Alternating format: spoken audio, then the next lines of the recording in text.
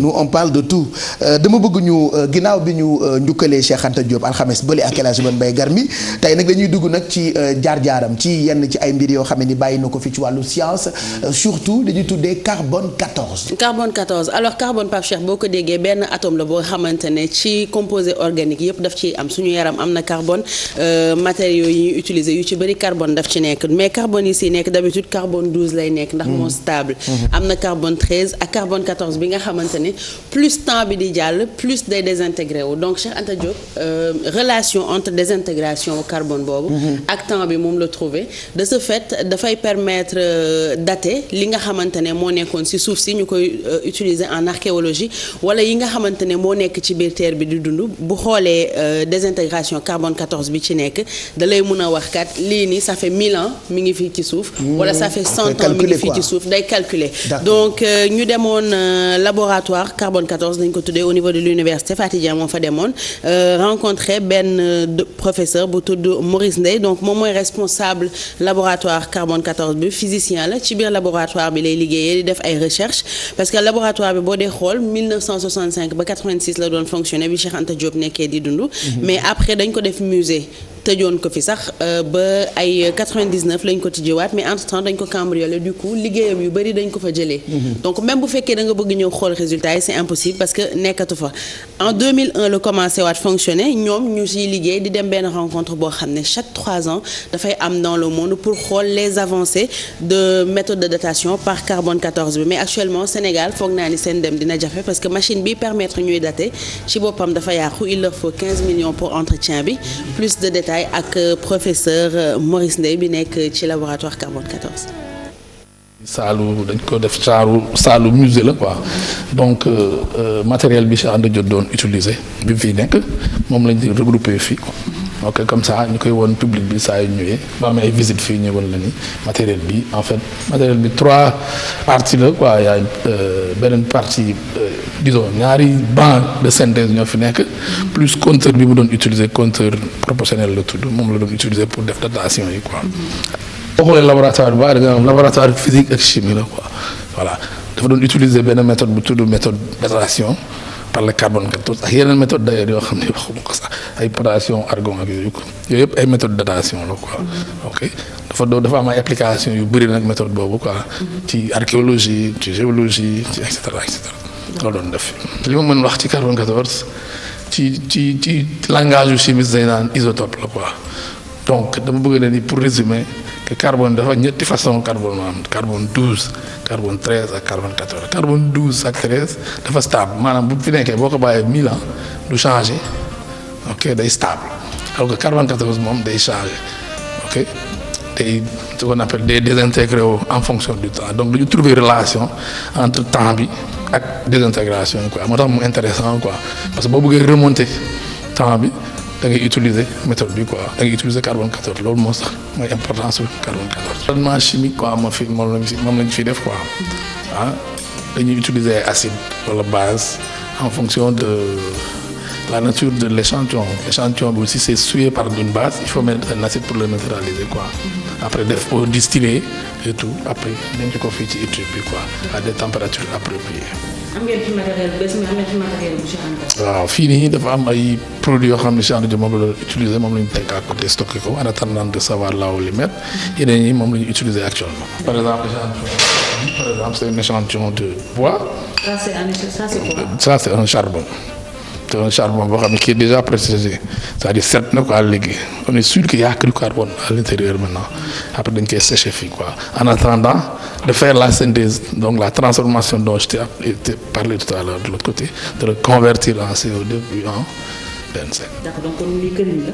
këriñ la waaw normal xam su ma demoon tey jël benn këriñ ni ci suuf ni comme ça il faut que ma préciser ko éliminer impurité yi.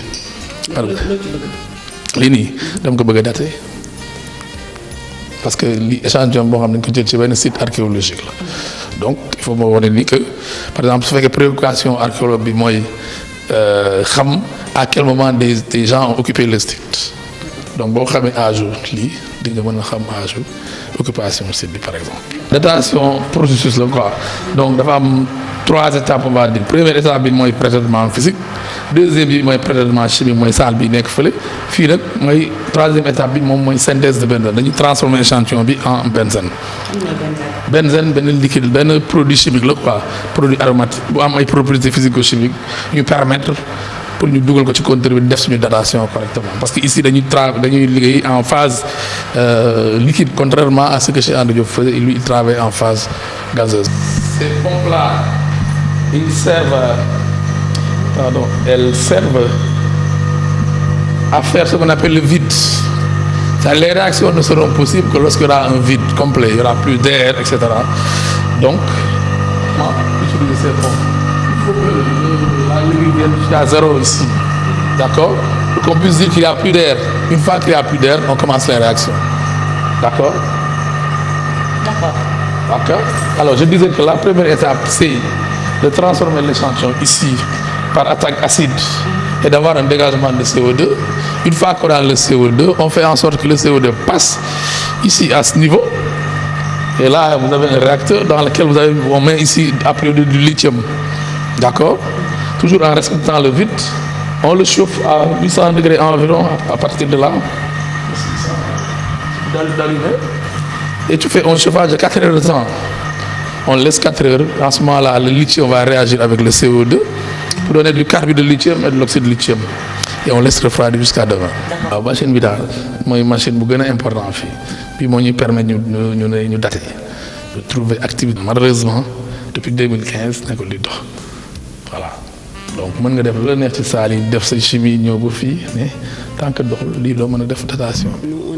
voilà ci laboratoire ba ñu nekkoon waxtaanee nañu li nga xamante ni moo di carbone 14 on a parlé de datation. domaine tout ça dëgg-dëgg borom xam-xam yi nag ñoo bëri xam-xam. datation ak yëpp ndeysaan dégg naa c'est clair donc professeur Maurice Ndeye d'ailleurs en plus de explication yi mu joxe wan nañu naka la ñuy defee datation par carbone 14 donc ñoom 3 procédés. À l'école c'est un truc que j'ai jamais compris naka la ñuy defee datation. par carbone 14 donc c'est 3 procédés par exemple li ma doon expliquer kii yaa léegi nee naa ko bu fekkee en archéologie ñun bu ñu demoon ba jógee fi tey ñu egg ay l'an. xanaa kon suñu datation war naa l'an 2500. l'an 2500. c'est quoi le verbe datationner ou dater? D'accord donc xam naa bu ñu doon dater dinañ dater ju fort. non par exemple bu ñu doon jàngale ci école yi. bu ñu doon dater justement ba war ñu jàngale. bu ñu jëlee suñu yax yi bu ñu ko génnewee. war nañu xam ñaata at la. voilà en fonction de carbone 14 bi li denc ci yax yi. war nañu mën a xam bu ñu utiliser ci méthode de datation par carbone 14 bi. war nañ mën a xam que ñii vivre nañ fi vers les années 2000 2015 2016. loolu la archéologue di utiliser tey Cheikh Anta Diop ak géologue yi. donc yooyu yëpp mooy permettre ñu xam suñu ancêtre Lucie ban ñaata at la fi defoon. ak lu bari loo xamante ne dafa nekk ci biir suuf comme par exemple mollusques yi xam nga mollusque dafa yàgg am na partie yoo xamante ne dafa amoon géej fii Sénégal. à un moment donné géej gi dafa dem ba pousse ñoom ñu resté fi toujours. comme seen kër. comme suñu kër exactement donc mollusques yooyu boo ko jëlee nga dugal ko ci méthode de datation bi di nga xam mollusques yi ñaata at la ñu def ci suuf si ak ban période la géej gi nekkoon suñu côté cœur en fait ça te permet de retracer l'histoire ak ay dates yu exact voilà ba pare du benn affaire boo xamante ne dañ koy téye carbone 14 méthode de datation bi façon de faire la parce que égale 2 exactement parce que carbone encore li ma doon wax kii tout à l'heure benn atome de chimie boo xamante ne ci matière organique yëpp daf ci nekk boo dee xool sa biir yaram am na ay atome de carbone.